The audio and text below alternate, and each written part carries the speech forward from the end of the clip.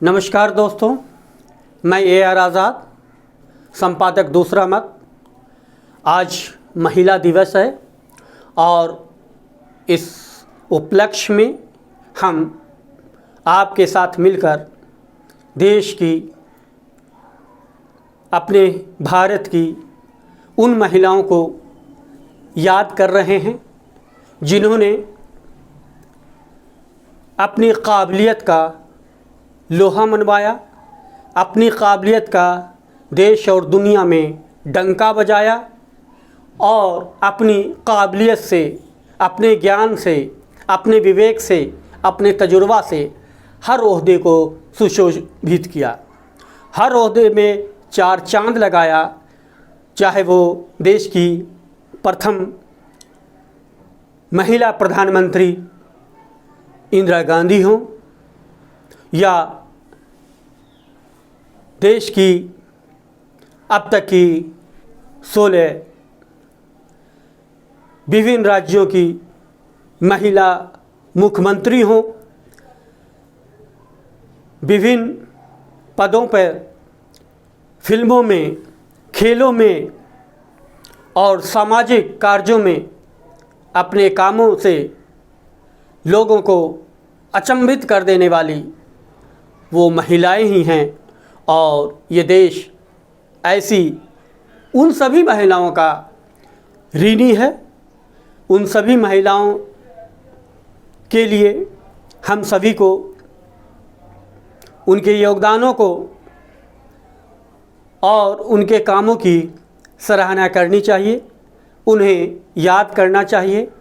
आज हम महिला दिवस के अवसर पर अपनी देश की बेटियों को याद कर रहे हैं, देश की उन तमाम महिलाओं को याद कर रहे हैं जिन्होंने अपने पद को सुशोभित किया, गौरवान्वित किया और देश को एक नई दिशा दी, एक नई दशा दी। और उसी दशा और उनकी दिशा से देश आज काफ़ी आगे बढ़ा है, हर क्षेत्र में आगे बढ़ा है। इसलिए हम उनके योगदान को नहीं भुला सकते हैं।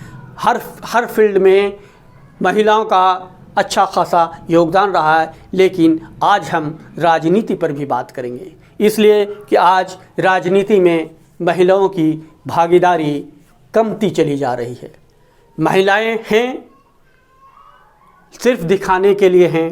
अब तक देश की आज़ादी के बाद से अब तक सिर्फ 16 महिलाओं ने मुख्यमंत्री पद को सुशोभित किया है, उस ओहदे से देश की जनता को लाभान्वित किया है। लेकिन अभी भी कई ऐसे राज्य हैं जहां उस स्टेट में किसी महिला मुख्यमंत्री ने उस पद को सुशोभित नहीं किया है या उन्हें उस पद पर लाने का हम लोगों ने, देश के राजनीतिज्ञों ने कोशिश नहीं की है।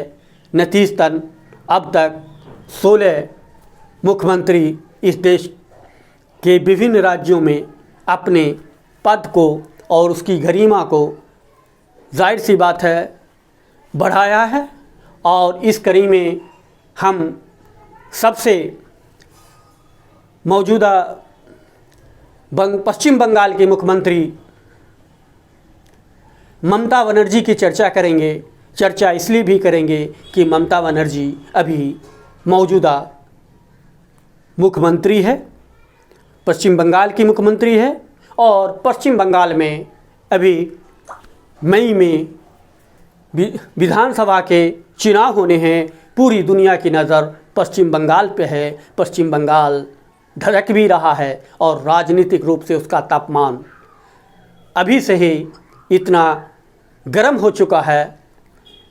लोगों का मिजाज जो है, लोगों के मिजाज में गर्माहट आ चुकी है और सब लोग ये देख रहे हैं कि वहाँ सत्ता परिवर्तन होता है या ममता बनर्जी अपनी कुर्सी को बचाए रखती है। ममता बनर्जी चुनाव के बाद ये पता चलेगा कि राजनीतिक घटनाक्रम क्या मोड़ लेती है।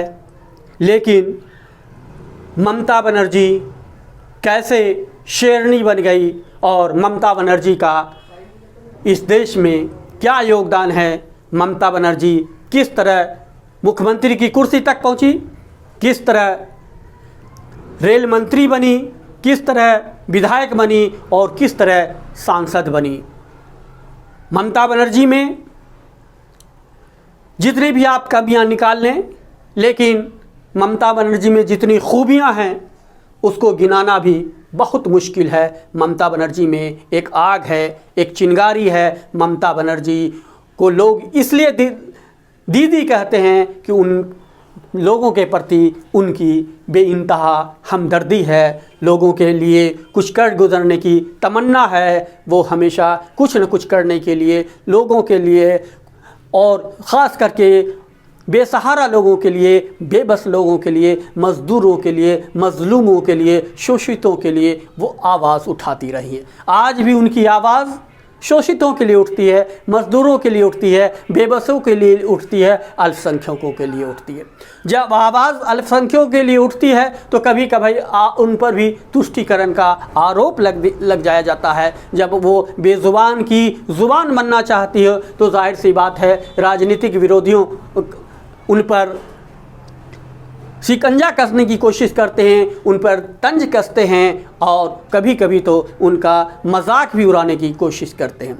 लेकिन ममता बनर्जी हवाई चप्पल में भी एरोप्लेन की रफ्तार से अपनी राजनीतिक सूझबूझ के ज़रिए पश्चिम बंगाल को बड़ी खैर खूबी के साथ आगे बढ़ा रही है, चला रही है। पश्चिम बंगाल के लोग जानते हैं, पश्चिम बंगाल के लोग अपने दीदी के साथ हैं।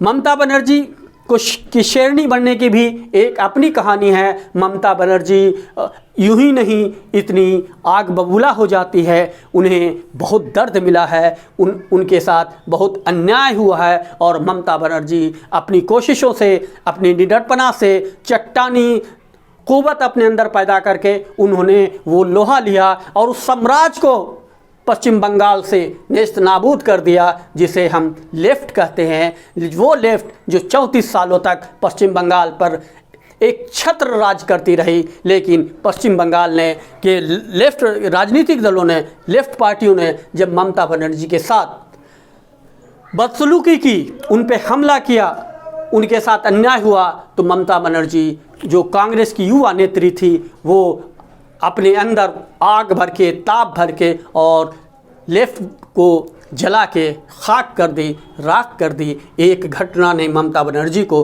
कहां से कहां पहुंचा दिया। बात 1990 की है, जब ममता बनर्जी पर लेफ्ट के लोगों ने हमला किया। उस हमले में ममता बनर्जी बुरी तरह घायल हो गई। कहा जाता है कि 16 टाँके ममता बनर्जी को लगे थे और 16 टाँके ने ही उन्हें ममता बनर्जी के अंदर ऊर्जा भर दी और उसी ऊर्जा के चलते ममता बनर्जी जो है देश में एक अपना नाम कर दिया। महीनों वो हॉस्पिटल में रही। ये पहला हमला था। दूसरा हमला ठीक 5 साल के बाद होता है।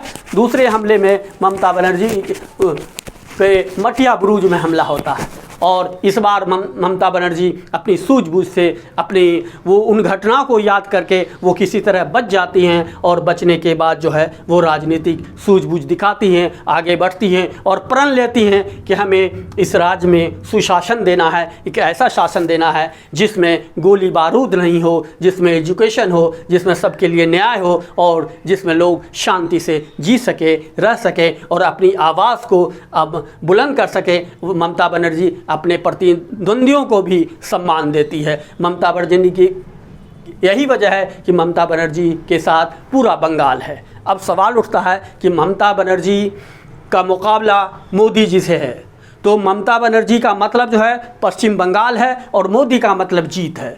जाहिर सी बात है कि जब हम इस पर समीक्षा करते हैं, इस पर देखते हैं, तो लगता है कि ममता बनर्जी कुछ सोच कर ही वो कहती हैं कि ममता मतलब पश्चिम बंगाल, यानी पश्चिम बंगाल उनका है। विधानसभा का चुनाव अक्सर वहाँ की क्षेत्रीयता के हिसाब से, वहाँ की समस्याओं के हिसाब से होता है और कई अभी जो चुनाव हुए हैं तो आपने देखा होगा कि 2014 के लोकसभा में, 2019 के लोकसभा में पश्चिम बंगाल में बीजेपी ने बहुत अच्छा काम किया, बहुत अच्छा काम। लेकिन जब निकाय के चुनाव हुए, छोटे मोटे चुनाव हुए, तो उसमें ममता बनर्जी का बहुत अच्छी पकड़ रही, बहुत अच्छा रिज़ल्ट रहा, बहुत अच्छा नतीजा रहा और उस नतीजे ने ममता जी के परवान को और बढ़ाया। और यही वजह है कि आज ममता चारों तरफ से घिरने के बावजूद भी अपनी ताकत और क़ुव्वत से हौसला नहीं हारी है। वो आज भी वो टक्कर में है, वो अमित शाह के साथ टक्कर में है, वो मोदी जी के साथ टक्कर में है, वो प्रधानमंत्री से टक्कर ले रही हैं, वो गृह मंत्री से टक्कर रही है। उनका सीधा मुकाबला बीजेपी से है और वो बीजेपी से टक्कर रही है।